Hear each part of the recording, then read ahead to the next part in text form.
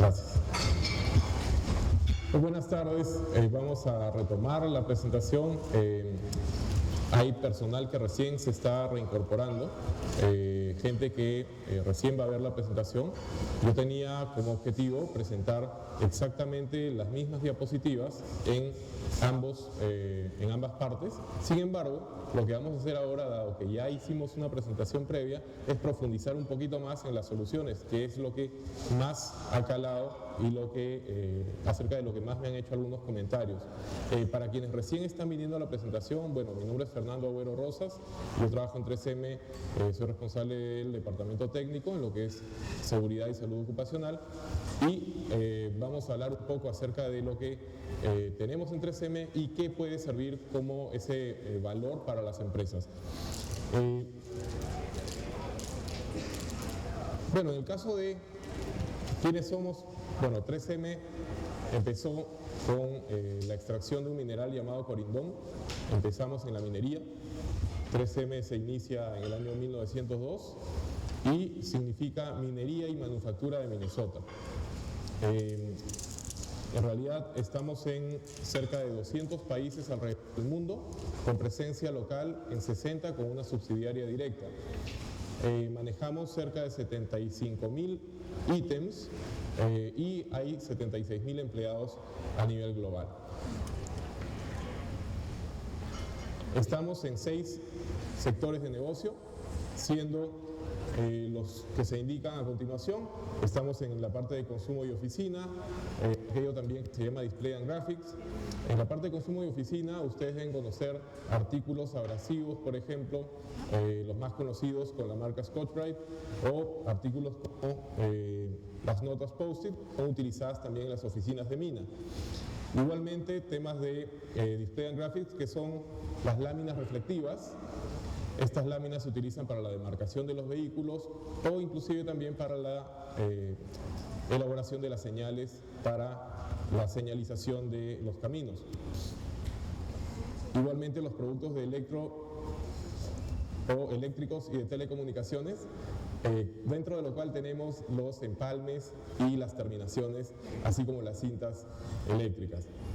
Equipos de seguridad para el personal de mina, productos médicos, productos dentales y productos para la industria y transporte. Voy a pasar las siguientes diapositivas yendo directamente hacia las soluciones que fueron aquellas por las que ustedes me comentaron y me consultaron ahora durante el break.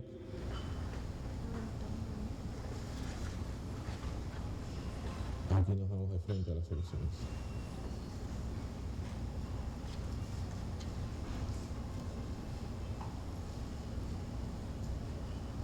Ok. Previamente habíamos conversado acerca de las tecnologías de 3M, ¿no? Son 45 plataformas de tecnología, de las cuales hacemos combinación y logramos entonces estos productos. Esta es una fuente y otra es también la adquisición de nuevas tecnologías, pero a través de la incorporación de nuevas empresas. 3M también, a fin de acelerar estas soluciones que puede brindar a clientes, ha entrado en un proceso de adquisición de empresas de acuerdo a lo requerido por sus clientes. Ahora sí, entremos un poquito más a detalle en estas soluciones que estábamos conversando previamente. En el caso de la protección respiratoria, ustedes saben que se pueden tener equipos que sean tanto para purificación de aire como equipos para suministrar el aire a los trabajadores. Ello requiere cierta tecnología y en el caso de la filtración de partículas se pueden tener fibras que retengan estos materiales suspendidos en el ambiente. Sin embargo, se pueden tener con tecnologías que hacen que la retención de estas partículas sea más eficiente.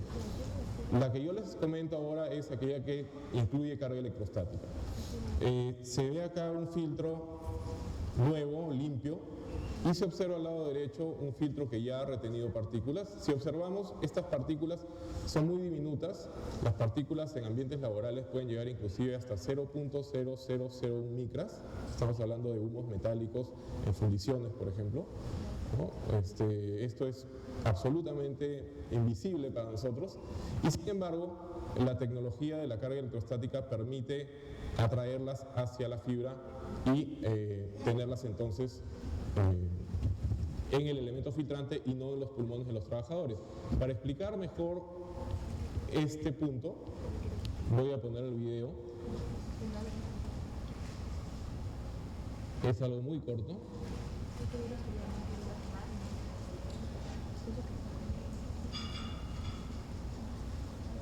Ok, acá lo que observamos es un medio filtrante que va a ser sometido a un caudal de aire de hasta 85 litros por minuto. Lo que observamos ahí es el interior del filtro y las fibras. Estas fibras van a retener las partículas que están ingresando a través del filtro. Ok, observamos que algunas de ellas pasan por el costado y otras son retenidas por las fibras. Sin embargo, para que ello se optimice, se carga electrostáticamente la fibra y ya las partículas no solo pasan, sino que son atraídas hacia estas fibras. Tenemos entonces el aire representado de color rojizo, que es el aire contaminado, y el aire celeste es el que se considera limpio una vez que pasó a través del filtro. Todo esto es a partir de aquello que se le llama la peor situación, considerando NIOSH 42FR84, donde se utiliza partículas de cloruro de sodio de un tamaño de 0,3 micras para las pruebas de elementos no oleosos, y en el caso de los elementos oleosos se utiliza el eftalato de diutilo para probar igualmente con tamaño de 0,3 micras a los elementos filtrantes. ¿Okay? Eso nos ilustra un poquito más de la carga electrostática. En este caso se obtendrán entonces distintas clasificaciones. Podemos observar una clasificación de acuerdo a la partícula que se puede retener o para el cual está hecho el medio filtrante, donde tendremos las letras N, R y P. Probablemente ustedes las conocen, donde N es aquella que nos indica que el medio filtrante es para partículas no aceitosas, R, aquel medio filtrante que resiste partículas aceitosas, y P, aquel medio filtrante que está hecho a prueba de partículas aceitosas, con diferencia de horas en la sugerencia de uso. Igualmente tendremos también esta clasificación que se acompaña de una eficiencia. La eficiencia podrá estar dada por 95%, 99% o 99.97% como mínimo. ¿Okay? Se combinan entonces las letras y los números y obtenemos así los muy populares N95, P100, R95 y etcétera. Muy probablemente algunos de ustedes utilicen filtro P100, bueno, eso es lo que significa, ¿no? P100 es un filtro o un medio filtrante que es orientado para a prueba de partículas oleosas con una eficiencia mínima de 99.97%. La carga electrostática lo que va a lograr en este caso es que esta tecnología permita que las fibras estén separadas y no unidas para poder llegar a esta eficiencia de 100%. Al estar separadas las fibras, la caída de presión es menor. O dicho en otras palabras, el paso del aire es más fácil, es mucho más sencillo, con lo cual la persona se encuentra más cómoda.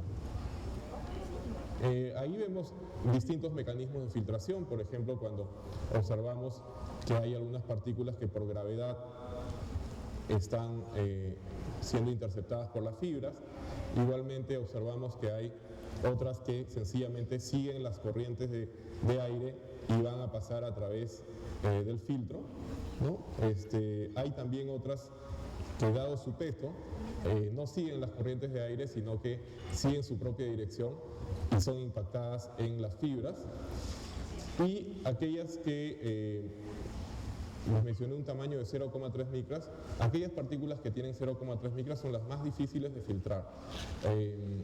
Tienen un movimiento que es errático y que es independiente a las corrientes de aire. Ante ello es que la carga electrostática resulta mucho más eficiente.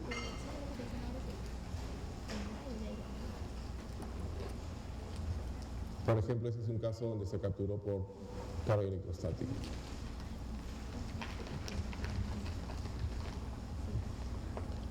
En el caso de los carbones activados, les mencionaba que dependiendo de la calidad del carbón y dependiendo de cómo se ha activado, ya sea por un proceso térmico o un proceso químico donde se deshidrata el elemento, lo que vamos a tener es una mayor área para poder entrar en contacto con las moléculas de elementos gaseosos. Si es que esto es eficiente, el área de un gramo de carbón activado logrará cubrir cerca de 1500 metros cuadrados. Es importante también definir cuál es el contaminante gaseoso presente. ¿Para qué? Para poder seleccionar bien el cartucho.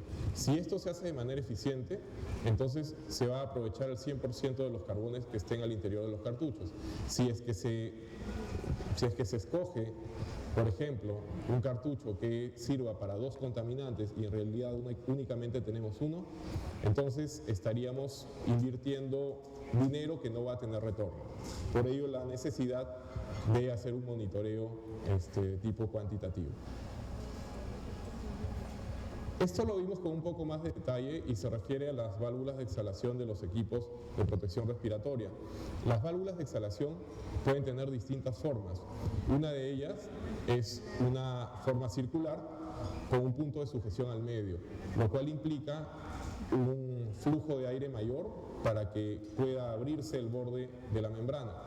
Sin embargo, cuando tenemos válvulas que tienen la sujeción en la parte superior y funcionan como aleta, es bastante más sencillo que el aire salga a través de ellas. Con lo cual, tenemos acá una muestra de la facilidad con que el aire sale a través de esta válvula llamada de flujo fresco, y ello permite que los colores presentes en estas imágenes se orienten más hacia los violetas y azules que representan en las fotos tomadas con las cámaras termográficas, representan las zonas frías y no las zonas calientes que están representadas por los colores rojos y naranjas. Eso es lo que podemos ver aquí, donde tenemos 3 tipos de válvula, y la válvula más eficiente resulta siendo aquella pues, que tiene la forma rectangular, sujetada únicamente en la parte superior, con lo cual tenemos entonces el flujo fresco ofrecido. Les comentaba también acerca de la prueba cualitativa y la prueba cuantitativa para el sello facial. En este caso se trata en ambos casos de procedimientos OSHA, protocolos OSHA, que ustedes los pueden encontrar en 1910.134 de OSHA. Y lo que vamos a ver ahí es la posibilidad de la detección o no de las partículas líquidas atomizadas al trabajador cuando éste tiene puesto el respirador. Si la persona detecta el sabor de las partículas, entonces querrá decir que no hay un buen sello facial y por lo tanto puede tratarse de un tema de talla o un tema de que el respirador no esté en buen estado o quizá no está bien colocado. En fin, hay distintas formas de perder el sello facial. Sin embargo, nos da la idea de que el respirador no está siendo compatible o no le hace un buen sello facial a la persona. Si se desea profundizar en este tema, entonces lo que habrá que hacer es utilizar un equipo porta-count. El equipo porta-count, que lo vemos aquí, consiste en esta máquina que cuenta con este par de mangueras, donde una de ellas va a penetrar en el respirador, la otra va a llegar hasta la parte frontal. Posteriormente se va a utilizar un equipo que genera genera partículas sólidas artificialmente, y estas partículas van a estar en el ambiente. Se trata de una cabina cerrada. Algunas de estas partículas podrán ingresar, otras estarán en la parte exterior. Lo que se va a hacer es tomar muestra del aire al interior del respirador y el aire al exterior. Luego estas partículas van a través de estas mangueras hacia el porta-count, ingresan y van a ser atomizadas con vapores de alcohol. Luego van a pasar por una zona donde son contabilizadas a través del láser y finalmente son se realiza una comparación entre ambas atmósferas, hallando un ratio, y este ratio nos indicará la cantidad de veces que la atmósfera al interior del respirador es más limpia que aquella que está al exterior. Las tecnologías en los respiradores las comentamos a detalle.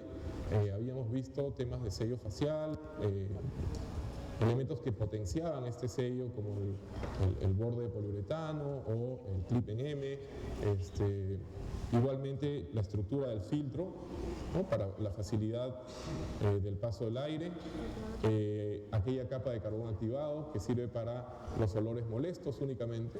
Esta capa de carbón activado podrá estar en respiradores libres de mantenimiento o filtros que van en los respiradores reusables. Pero únicamente una capa de carbón activado es para niveles de contaminación que no ha llegado al TLB, es decir, al límite máximo permisible.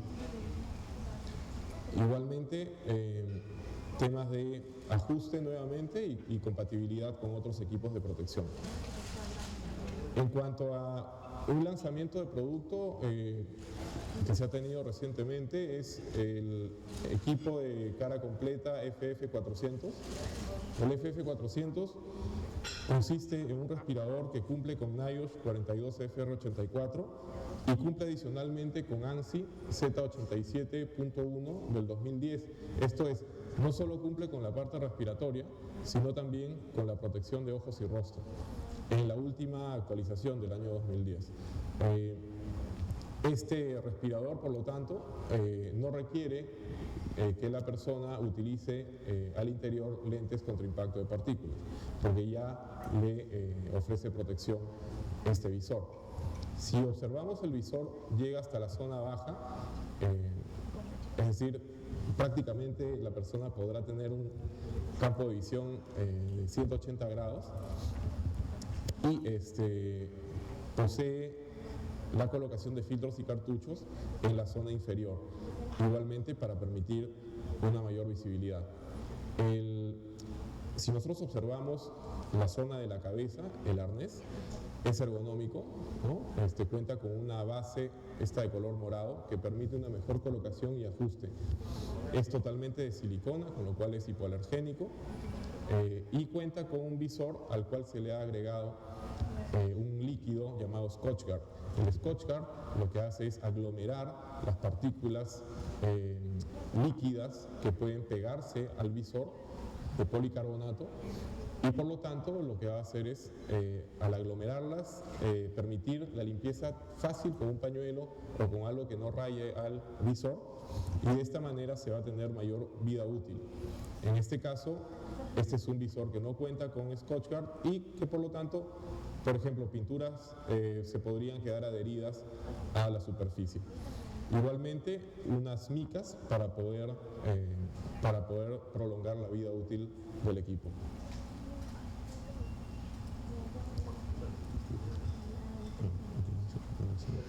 Okay, equipos PAPR, ¿no? Okay, son los llamados flujo, equipos con aire forzado. Las orejeras que les mencionaba también, orejeras que son con brazos de acero inoxidable, que muestran un desempeño en las 8 horas de trabajo. Fíjense, en el eje horizontal contamos con varios turnos de 8 horas, todos son turnos de 8 horas, y en esta zona tenemos cuál es la presión ejercida por los brazos de las orejeras, que es uno de los factores que asegura una buena protección auditiva. En el caso de la línea superior, corresponde a unas orejeras con brazos de acero inoxidable, y en el caso de la línea inferior corresponde a unas orejeras con brazos plásticos. Con lo cual, si bien es cierto, hay una recuperación en el caso de los brazos plásticos en el segundo día, ¿no? En el turno de las 8 horas no podemos decir que haya un desempeño igual a las primeras horas. En el caso de los brazos de acero inoxidable es bastante más uniforme. ¿Okay? En el caso de el ajuste de los equipos de protección auditiva, para los tapones de protección, existe también este equipo que es un fit test que corresponde a la prueba de ajuste de los tapones. Como veíamos anteriormente consiste en un parlante que emite sonidos a distintas frecuencias y estos son captados por el sensor que tenemos aquí y transmitidos al interior del tapón, que tiene también otro sensor que va a lograr hacer la medición y comparación de los equipos. El lanzamiento de un casco, este casco ustedes lo van a poder ver en el stand, es un casco, lo van a conocer bien en detalle, ¿verdad? Ustedes solamente acérquense al stand, saben ustedes también que han llenado un formulario y con él tienen que recuperar o recoger el obsequio que 3M tiene para ustedes. Les mencionaba acerca también de la existencia de un casco que se ilumina en la oscuridad, es fotoluminiscente, igualmente unos lentes con una curvatura distinta en cada punto donde uno se posicione, lo cual permite que esta curvatura del rostro sea perfecta y protección por lo tanto. Temas de recubrimiento del lente para disminuir las rayaduras y prolongar también la vida útil de los lentes. Y vamos a avanzar, me indican que el tiempo nuevamente está terminando, vamos a avanzar a la parte del software. Si alguien tuviera alguna consulta, alguna duda, por favor, en el stand vamos a poder atenderla con bastante más detalle. Vamos a irnos a la parte del software disponible, que es la final.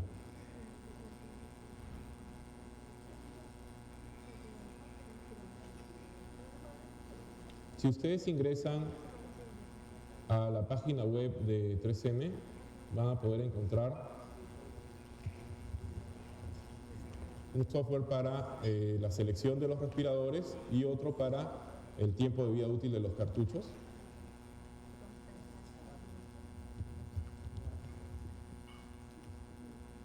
Donde ustedes van a requerir poner, por ejemplo, el contaminante que ustedes tienen en el ambiente, luego la cantidad, es decir, la concentración de este contaminante en el área de trabajo, y el equipo les va a dar, o el software les va a dar las alternativas de los equipos de protección respiratoria, donde ustedes podrán elegir alguno de ellos. Igualmente, en el caso del tiempo de vida útil del cartucho, podrán ingresar también el nombre del contaminante, la concentración, el porcentaje de humedad relativa, la temperatura, qué tan esforzada es la labor, y les va a arrojar un determinado tiempo. Esto tiene también la opción de arrojar informes por escrito para que ustedes los tengan como parte de su registro. Y finalizamos con los cursos que hay para darlos ya sea en el lugar de trabajo o en 3M Perú. Hay cursos que son de cierta duración como para 40, 45 minutos, una hora, hasta otros cursos que pueden durar días y que son los Train the Trainers o los cursos para los entrenadores y que estos a su vez entrenen dentro de sus empresas. Con esto, bueno, yo quiero darles las gracias y mencionarles que si tuvieran alguna consulta la pueden hacer en el stand. Sigue un especialista de 3M que precisamente va a ser presentado a continuación, pero si tuvieran alguna pregunta, les agradecería la hagan ahora y si no, con bastante más tiempo en el stand. Muchas gracias. El enchufe. Listo. Ya.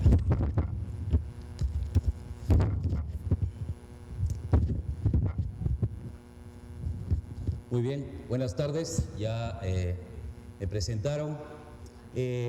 Lo que vamos a hablar ahora es un poco basado en la experiencia que nosotros hemos tenido trabajando en el tema relacionado a todo lo que es trabajos en altura y justamente a cómo protegernos de este riesgo, ¿no?, que normalmente se encuentran en mucho tipo de industrias.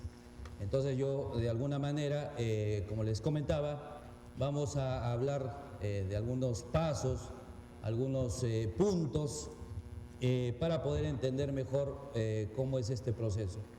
Yo, antes de empezar, tenemos un enchufito para el audio. Voy a poner un video.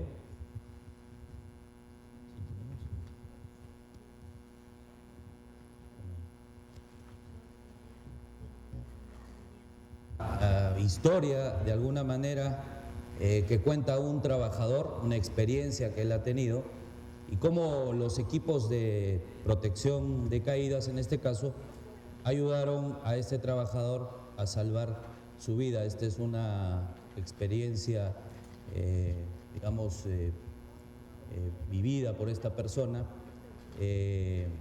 y ustedes van a captar algunas cosas que él dice, ¿no?, sobre el entrenamiento que él había recibido, cómo es que él, digamos, utiliza correctamente los dispositivos. Primero, ¿nos puede contar brevemente cómo fue el incidente? Ante todo, muy buenos días, ingenieros. Primeramente, yo doy gracias a Dios porque cada día que amanece es un regalo de él, ¿verdad?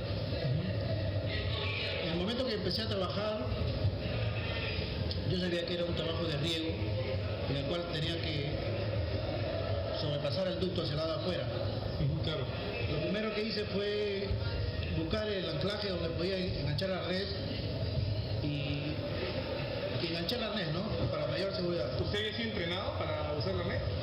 Sí, ya he trabajado otras veces en este trabajo y tengo experiencia en este trabajo. Por eso es el riesgo de estar trabajando al filo de las losas, ¿no? Claro. Y ya uno tiene experiencia en este trabajo, primeramente ya, por eso es que uno busca primeramente su seguridad. Y fue lo importante para mí haberme anclado y asegurar la red.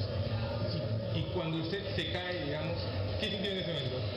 Fue algo como, ¿qué le puedo decir? Una cosa rápida, como una desesperación, que ya tú en ese momento piensas que quizás no estás ya para contarlo, ¿no? Imagínense, si no hubiese estado con arnés, muchas otras cosas hubiesen pasado. ¿Y cómo funcionó el arnés? O sea, ¿qué se siente en ese momento? En el momento que uno cae, el arnés es donde estira como una forma y de vuelta te vuelve hacia tu estado normal, ¿no? Entonces es ahí donde trabaja la línea de vida y el amortiguador que lleva tanto. Ok, ¿y qué le diría finalmente a otros trabajadores que trabajan todos los días con arnés como usted? Mi recomendación para ellos, como para que usen el arnés, no solamente el arnés para tenerlo, llevarlo puesto, sino también para usarlo, porque eso es muy importante, porque el arnés como salva muchas vidas, Sí. salva vidas, y en este caso a mí me ha salvado la vida. Ok, señor Álvarez, muchísimas gracias. Gracias a Un ustedes. gusto conocerlo. Que Dios me la bendiga. Muchas gracias. Dios la bendiga. Gracias. Bien, bueno, no, en algunas partes que se han podido oír de este video, como ven, lo que hace el trabajador es contar su experiencia referido a cómo es que el equipo de protección contra caídas salvó su vida, como volvamos a repetir, por un buen uso, ¿no?, un buen entrenamiento que este operador había recibido.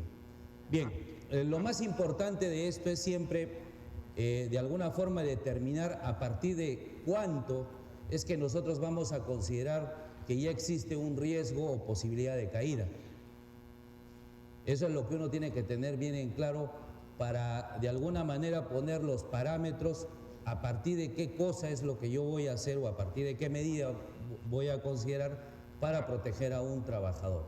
Entonces, en algunos lugares la exigencia de la protección contra caídas es de 1,50 m, otros de 1,80 m, en otros sitios en otros países es de 2 metros, y eso es lo que nosotros tenemos que tener bien en claro, es decir, a partir de cuánto consideramos o vamos a establecer que se necesita utilizar protección contra caídas. Normalmente en nuestras empresas, a partir de cuánto es lo que nosotros consideramos para utilizar sistemas o dispositivos de protección de caídas. 1,80, ¿no es cierto? Entonces, ese es el valor que nosotros vamos a empezar a considerar. ¿Para qué? Para que nosotros empecemos de alguna manera a pensar cómo es que vamos a proteger a los trabajadores sobre este riesgo. Es decir, establecemos que a partir de 1,8 metros se tiene que utilizar protección contra caídas o algún tipo de sistema que evite que el trabajador se lesione, y a partir de eso nosotros empezamos. Y también se considera trabajo en altura a toda aquella actividad que se realiza del nivel 0, es decir, del nivel del piso, 1,50 m hacia abajo. Entonces, tanto como a 1,80 m hacia arriba, como del nivel del piso 1,50 m hacia abajo, se considera lo que es un trabajo en altura. ¿Ok? De acuerdo a la Organización Internacional del Trabajo, cerca de 2 millones de trabajadores mueren cada año a causa de accidentes relacionados a su profesión, o sea, en general, ¿no?, de todo tipo de riesgos. Y en la industria en general, más o menos la estadística que se tiene de esa cantidad de trabajadores que se lesionan, casi el 10% lo ocupan lo que es caída, es decir, según esta estadística, muchos de los trabajadores se lesionan sobre todo ¿dónde? En estructuras como andamios, estructuras de acero y escaleras, es donde mayormente ocurren muchas de estas caídas, ¿no? Esto es lo que más o menos dice la estadística. Y en el Perú ocupa el segundo puesto de frecuencia de accidentes laborales. Es casi una, digamos, por así decirlo, una recurrencia en la mayoría de los países, que siempre ocupa casi el segundo lugar, a pesar de que hoy existe en el mundo muchas opciones o alternativas de dispositivos o sistemas o empresas que ofrecen equipos para proteger a los trabajadores. Sin embargo, el riesgo sigue siendo, o mejor dicho, la accidentabilidad sigue siendo muy alta cuando hablamos de trabajos en altura. ¿Y ustedes saben cuál es la razón? ¿Tienen una idea más o menos cuál es esta razón por la cual no se logra bajar este índice?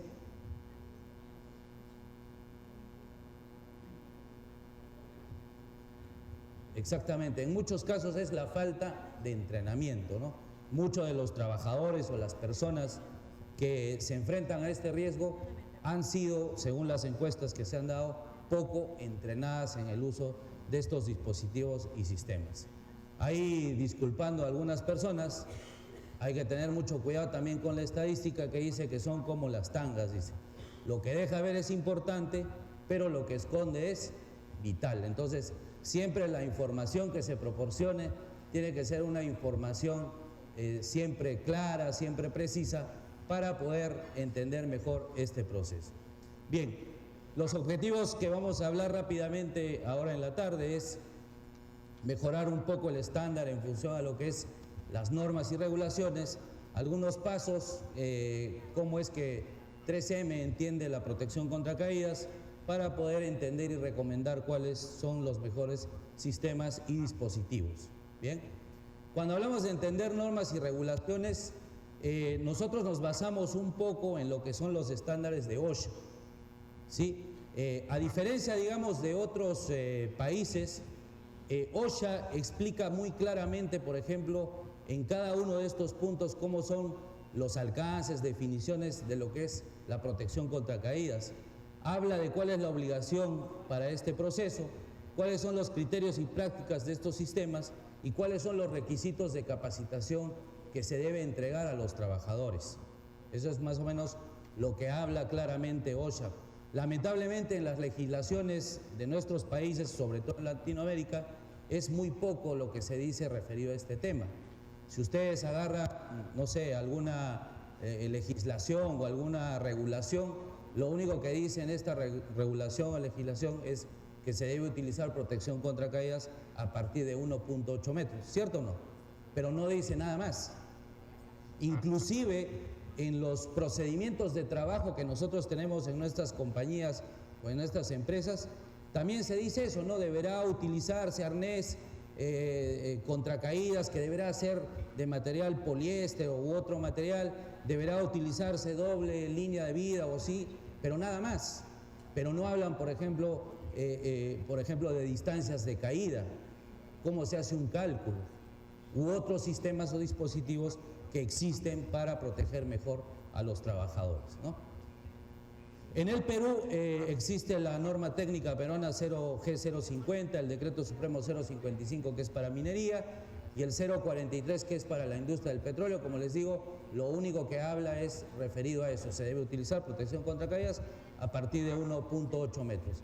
Y la nueva ley que es la 29783, que nosotros estuvimos hace poco con los amigos del Ministerio de Trabajo, y nos han informado que esta ley ya está en vigencia.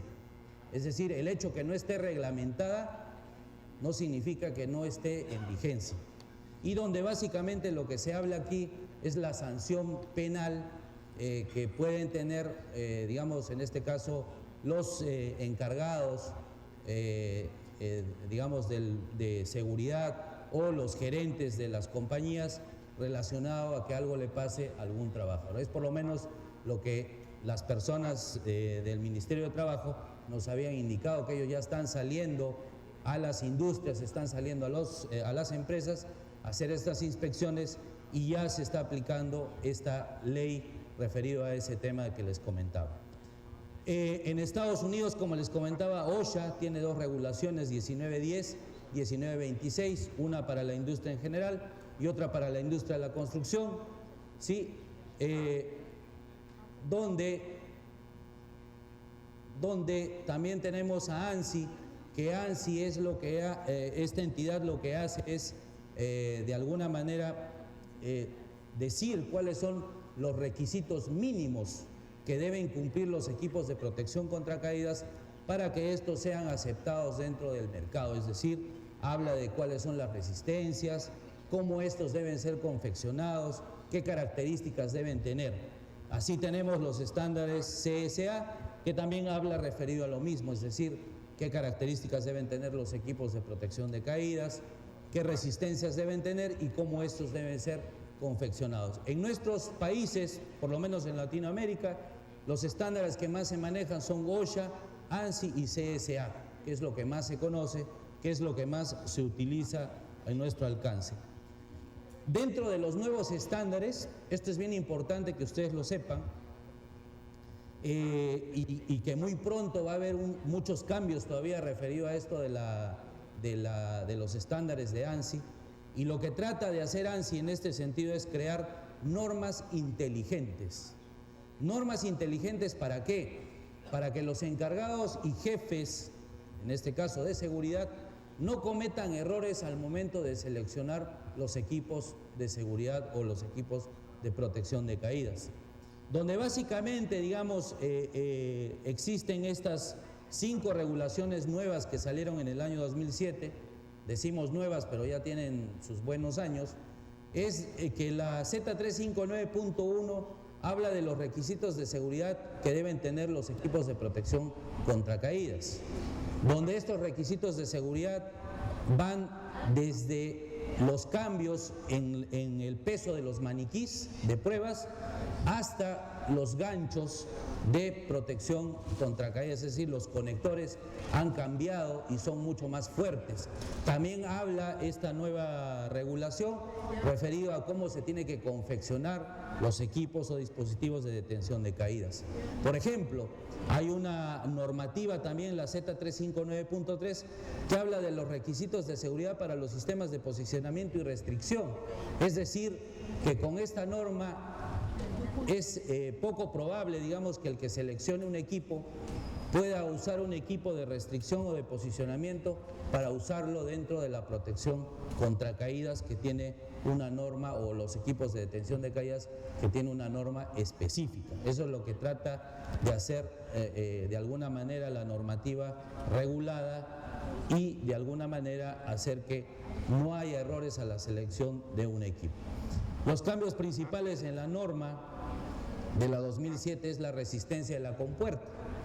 Era curioso, ¿no? Con la anterior norma, con la antigua norma, esta compuerta de los ganchos se abría a las 350 libras. Estamos hablando más o menos de unos 130 kilogramos. ¿A cuánto creen ustedes que empieza a accionarse el amortiguador de impacto?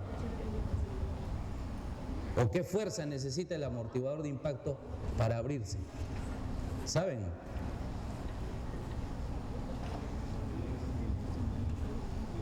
No, esa es la resistencia general del equipo, 2.500 kilos.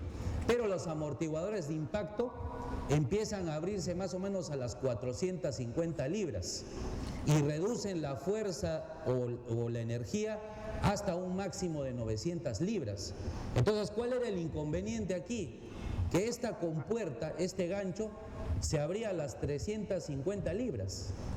Y solo el amortiguador, para que se empiece a funcionar, necesitaba una fuerza superior, o sea, 450 libras. ¿Y cuál era el problema ahí? Que en muchos casos estas compuertas se llegaban a abrir sin que el amortiguador de impacto haya funcionado. Por eso es que se hacen los cambios referidos a la norma y se le da una resistencia superior en la compuerta que de 350 libras se eleva a 3.600 libras en la compuerta. O sea, es decir, una resistencia mucho mayor. Lo mismo ocurre con los conectores dobles, ¿sí? Donde las patas ahora tienen que ser entrelazadas y tienen que soportar 5.000 libras en cualquiera de las direcciones. Otras nuevas normas se ingresan en el 2009, una que es referida a cuáles son los requisitos de seguridad que se tienen que, o los ingenieros, fabricantes o las empresas que hacen equipos o dispositivos de protección contra caídas deben seguir, ¿sí? Después se hacen unas regulaciones nuevas que entran la punto 13, que habla referido a la identificación de los amortiguadores de energía. Es decir, ahora existen amortiguadores de energía para caídas de 6 pies y para caídas de 12 pies. Eso es lo que ha salido recientemente de la norma. ¿Cómo vamos a poder identificar un amortiguador de otro? Por la característica que tiene la etiqueta, y también debe indicar si es tipo 1 o tipo 2. Eso es referido, digamos, a lo que es la normativa. Bien, cuando hablamos de identificar el peligro, uno tiene que saber si dentro de las compañías o empresas en las cuales nosotros laboramos tenemos personas competentes. ¿Qué es una persona competente? Es una persona que tiene la capacidad para identificar y predecir si existen condiciones de peligro y tiene la autorización de tomar medidas rápidas, correctivas, para eliminar esas condiciones de peligro. Es decir, va a tratar de solucionar inmediatamente, con el conocimiento que él tiene, cualquier riesgo que exista relacionado al trabajo en altura que se haga en esa empresa. Cuando hablamos también de identificación de peligro, hay que ver cuáles son las situaciones de riesgo que desde nuestro punto de vista, lo que nosotros hemos visto son, por ejemplo, los riesgos de la persona, es decir, cuando las personas tienen algún problema relacionado a alguna enfermedad. Entonces, según la nueva ley, se exige que ahora los trabajadores pasen un examen médico, ¿no es cierto?, un examen más riguroso, que es ahí donde nosotros debemos atacar primero, para poder enviar a ese trabajador recién a realizar una labor de trabajo de altura. Otra son las capacidades. Por ejemplo, la experiencia que nosotros tenemos relacionado a este tema, a pesar de que el país, en este caso nuestro Perú, se entiende que es único, pero la realidad de un trabajador de Piura no es la misma realidad de un trabajador de Lima. Y a veces ha ocurrido situaciones en los viajes que nosotros hemos hecho, cuando hemos ido a ver obras que se realizan en la ciudad de Piura o Tumbes, los trabajadores no tienen ni idea de qué cosa es el uso de un arnés, o no tienen ni idea de qué cosa es una baranda, no tienen idea de qué cosa es una malla de protección. Entonces probablemente ese trabajador pueda migrar a Lima, ¿no es cierto? De repente es contratado este trabajador y nosotros asumimos que ese trabajador ya tiene un conocimiento relacionado a lo que es, digamos, trabajos en altura, porque asumimos que él ya ha hecho alguna labor, digamos, relacionada a ese campo, pero en realidad este trabajador conoce poco o nada relacionado a lo que es un trabajo en altura. Entonces también hay que evaluar las capacidades que tiene ese trabajador.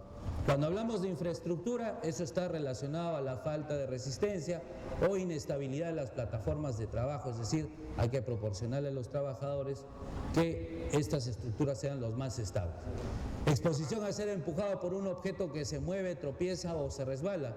Exposición a pozos o zanjas que se hayan cavado. Como ven aquí en la imagen, este es un trabajador, ¿ven? No sé si se vea bien la imagen, ¿sí? Para ustedes, ¿será o no será eso un arnés? Bueno, eso no es un arnés. ¿Qué dicen ustedes? ¿No se ve bien? Bueno, acá el señor tiene una especie de arnés hecho con cabullas o sogas, ¿sí? Pero probablemente si nosotros no conocemos bien cuáles son las normas y regulaciones, ese trabajador más bien nos va a convencer a nosotros que ese sí es el mejor arnés del mundo. Por eso es importante saber muy bien cuál es ese tema. Igual podemos encontrar situaciones de riesgo o de peligro, ¿sí?, cuando las personas no utilizan adecuadamente los sistemas o dispositivos, o cuando pensamos que porque es un trabajo sencillo o simple, no utilizamos las medidas de control requeridas, ¿sí? O probablemente, ¿sí?, asumimos que cualquier tipo de estructura es capaz de soportarme a mí, ¿no es cierto?, el peso para poder yo realizar algún trabajo o labor. O simplemente cuando uno cree, como ven ahí en la imagen, o asume que absolutamente nada de eso le puede pasar a él. Entonces esas son las cosas que uno puede encontrar de situaciones de riesgo. Bien, entonces, ¿qué es la protección contra caídas? Es una serie de medidas que uno va a adoptar para eliminar o controlar los efectos dañinos de una caída. Colocar señalización adecuada, utilizar andamios, ¿sí?, utilizar barandas, cercas, barricadas, es decir, cualquier cosa que nosotros, digamos, dentro de los sistemas permitidos, obviamente, podamos entregarle al trabajador para proteger en la eventualidad de una caída, eso es lo que nosotros debemos proporcionarle. ¿Cómo controlamos la exposición a una caída? Hay que seleccionar los sistemas de protección adecuados según cada situación, construir e instalar correctamente los sistemas de seguridad, supervisar correctamente a los empleados, usar procedimientos de trabajo seguro, enseñar a los empleados a seleccionar y mantener correctamente los sistemas de protección y evaluar la eficacia de estas medidas, porque lo que funciona hoy día probablemente no funcione mañana, o lo que funciona en la sierra no funciona en la costa, en fin, pueden ser muchas las variables. Otra pregunta que yo les haría a ustedes es si alguna vez ustedes han hecho un mapeo de riesgos en el lugar de trabajo, o en la mayoría de sus plantas solo utilizan el arnés y la doble línea o la línea de vida simple. ¿Qué es lo que normalmente usan ustedes? Entonces, hay que hacer un mapeo porque inclusive hay una serie de dispositivos o equipos que uno puede utilizar dentro de la misma planta. Es decir, se puede combinar muchos sistemas o equipos. Bien, no se ve aquí muy bien la imagen, pero este es un trabajador que está sobre una plataforma, una parrilla en una mina subterránea. Sí, lamentablemente no se nota muy bien la imagen ahí, pero ese trabajador tiene, como ven aquí, es la parrilla donde está parado ese trabajador. Ese trabajador supuestamente tiene un sistema de protección contra caídas, pero no ha sido seleccionado apropiadamente. Si ese trabajador cae por esta rejilla, la caída que él pudiera tener es más o menos de 3 metros desde la plataforma de trabajo, sin considerar, ¿no es cierto?, la conexión que está desde el anillo que está en la espalda hasta los pies. Ese trabajador podría tener una caída hasta más o menos de 4 metros. Y lo máximo permitido que puede caer una persona es 1,80 m. Entonces, por eso les comentaba que la selección de los equipos también tiene que ser de forma correcta o apropiada, ¿no? Cuando hablamos, por ejemplo, de instalación de equipos, por ejemplo, aquí vemos este andamio, pero miren dónde está riostrado. Está riostrado a la cuneta de desagüe, ¿no es cierto? Entonces, no le estamos proporcionando a los trabajadores los elementos necesarios para que ellos puedan protegerse, ¿no? O cuando hacemos un mal cálculo de la distancia de caída. Bien, dentro de la jerarquía de la protección contra caídas, lo ideal es eliminar los peligros de una caída. ¿Cómo podemos eliminar estos riesgos?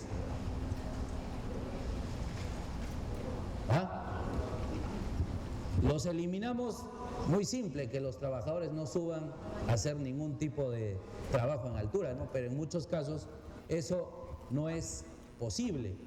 ¿Cómo hacemos la prevención si no podemos eliminar el riesgo?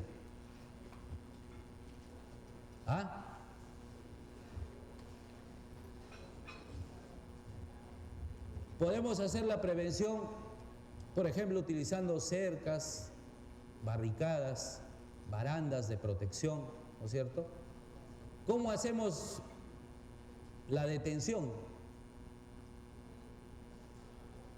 ¿Cómo detenemos una caída?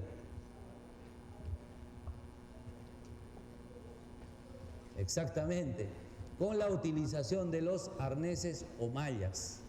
Ahí es como hacemos la detención. Y finalmente, el control administrativo. ¿Correcto? Ese es más o menos cómo va la jerarquía de la protección contra caídas. Si no podemos eliminar, debemos controlar. Si no podemos controlar, debemos tratar de detener. Si no podemos detener, haremos todo un programa administrativo de protección contra caídas. Bien, siempre en cada empresa debe haber un responsable del plan, ¿no? Y debe haber un plan escrito. Este plan escrito debe determinar quién es esa persona responsable. Entender sobre normas y regulaciones, ya les había dicho lo que dice la norma en ese lugar, en esa empresa, ¿no? O en el país en general. Determinar los peligros, ¿haciendo qué? Haciendo el mapeo de riesgos, ¿sí? Especificar cómo tratar cada peligro, debe especificar las medidas de seguridad que serán implementadas. Los elementos esenciales deben ser explicados claramente a cada uno de los involucrados. Debe haber un entrenamiento en el uso de los equipos y finalmente debe haber o debe hacerse o evaluarse cuál será el plan de rescate, y ese plan de rescate debe ser por cada área o por cada sitio de trabajo. Eso es como se debe más o menos tener el plan escrito. Y así entramos a hablar de los sistemas que generalmente vamos a utilizar en nuestras compañías. Los sistemas que evitan son las barandas, posicionamiento, líneas de advertencia, acceso controlado, plataformas y andamios. Y los sistemas que detienen vendrían a ser los famosos arneses o las mallas de protección de caídas. ¿Ok? Cuando hablamos de la selección de equipos y dispositivos, nuevamente aquí hablamos de la persona responsable, el responsable del plan. Debe conocer los productos de protección de caídas que existen o que hay disponibles. Debe entender cómo operan y saber las diferencias de cada uno de ellos. Debe explicarse, por ejemplo, a los trabajadores cómo es la fase o el proceso de una caída, qué cosa es el inicio de una caída, qué cosa es la caída libre, qué cosa es la desaceleración, para que el trabajador pueda entender mejor cómo protegerse, ¿sí? Explicarle cuáles son las fuerzas que intervienen al momento de la caída, que el cuerpo humano solo es capaz de soportar máximo 1.800 libras, ¿sí? No se debe tener una caída más allá de 1.8 metros, y con la nueva normativa los amortiguadores de energía ya no son de 1.07 sino de 1.2 metros, ¿ok? En fin, explicarle cuáles son los efectos que puede causarle al trabajador el no usar correctamente los equipos de protección de caídas. Para que ustedes tengan una idea, una mala colocación del equipo o una mala selección del arnés puede ocasionarle al trabajador una castración por mal uso, o de lo contrario puede inclusive malograrle los músculos de las piernas si es que el trabajador no selecciona un arnés o un conector de forma adecuada. Hay que hacerse o saber en qué factor de caída uno trabaja, si es factor 0, factor 1, factor 2, para poder recomendar mejor el equipo. También hay que hacer el cálculo de caída para saber cuál es la ventana de distancia de caída que yo tengo para poder determinar si utilizo una línea, si utilizo un retráctil, ¿no? ¿Ustedes saben cuánta caída libre tienen en un retráctil? ¿Tienen idea, no? ¿Cuál es la caída libre máxima con un retráctil? ¿Ah? La caída máxima, sí, con un retráctil es 60 centímetros. Sin embargo, a veces yo me sorprendo cuando en los procedimientos de trabajo de muchas industrias el trabajador está a 2 metros y le exigen que utilice un conector de 1,80 m, ¿no es cierto? De todas maneras va a llegar al suelo. Entonces se está seleccionando mal el equipo, ¿no?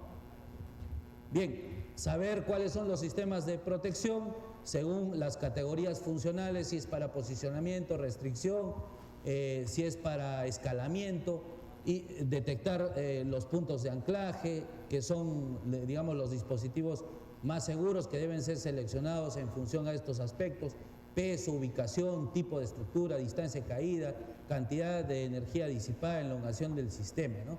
Los arneses deben contar con todos sus componentes, los arneses vienen de diferentes tipos o modelos, podemos tener un arnés que tenga todas las opciones, enseñarle al trabajador a utilizar correctamente estos equipos o dispositivos. Los conectores también vienen de diferentes formas o estilos para darle mayor comodidad al trabajador usuario, igual que los sistemas de posicionamiento, saber cómo funciona un sistema retráctil y cuáles son las ventajas, los frenos de cuerda, ¿sí? La selección de estos, sistemas de líneas horizontales, cómo se utilizan, por qué es importante la aplicación de estos equipos, espacios confinados, en fin. Y finalmente, el entrenamiento debe ser dado a los trabajadores constantemente. Los trabajadores deben ser certificados, los trabajadores deben ser debidamente entrenados, ¿no? Nosotros contamos con alguna estructura que nosotros podemos proporcionar para dar este entrenamiento de forma adecuada. La inspección tiene que hacerse diaria por el usuario y por una persona competente por lo menos 2 veces cada año, ¿no? Bien, como recomendaciones finales, leer manuales y advertencias, inspección de los equipos, continuo entrenamiento, ver sobre regulaciones, tener un planeamiento del rescate en cada situación, tener preferencia por los equipos, ya les había dicho en función a que si es restricción, posicionamiento, escalamiento, en fin, procedimiento en caso de una caída y tener siempre la información actualizada. Bien, cuando uno tiene una certificación adecuada, es decir, cuando los equipos son certificados, yo tengo equipos normados y elevo el estándar de lo que es la protección contra caídas. Cuando yo tengo el conocimiento sobre el tema, yo puedo hacer mapeos y puedo especificar y recomendar cada uno de estos sistemas o dispositivos. Cuando yo controlo, puedo hacer 2 cosas, o evito o hago la prevención o detengo, ¿no? Y cuando hago la capacitación, elevo el conocimiento de mis trabajadores y logro personas que sean competentes en el lugar de trabajo.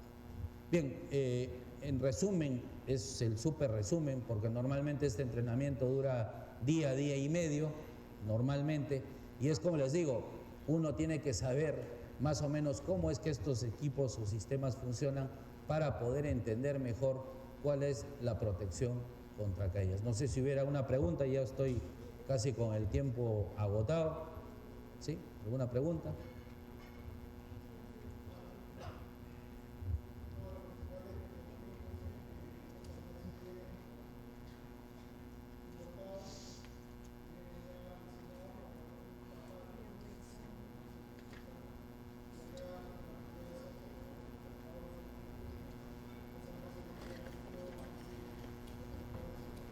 Bueno, con respecto a la talla de los equipos, ahora hay un nuevo diseño que ha salido, que es un modelo universal que se llama, que se pueden tallar hasta trabajadores desde 58 kilos de peso hasta más o menos 128 kilos de peso, que es más o menos que se puede regular.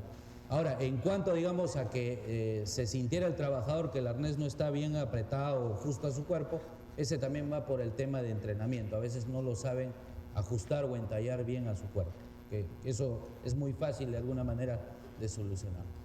Okay, muy bien, agradecemos gracias. La participación de Carlos Ábalos. Un fuerte aplauso, por favor. Habla de cualquier lugar, ¿no? Habla de cualquier lugar.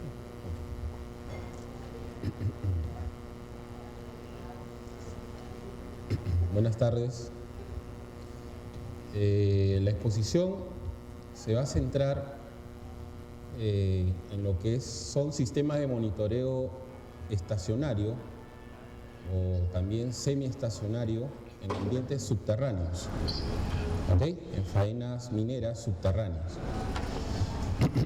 En la exposición de la mañana, una exposición de MSA, un compañero de Brasil, también se expuso lo que es monitoreo de gases portátiles. Imagino, ahí se habló algunos temas de límite de explosividad, gases tóxicos. Acá lo vamos a hacer una referencia rápida para centrarnos en el objetivo, que son los espacios mineros subterráneos y su monitoreo de gas. Ok. Bueno, hay que definir primero lo que vendría a ser el monitoreo estacionario y fijo. A diferencia de un detector portátil, que vendría a ser una alarma personal, El detector estacionario tiene como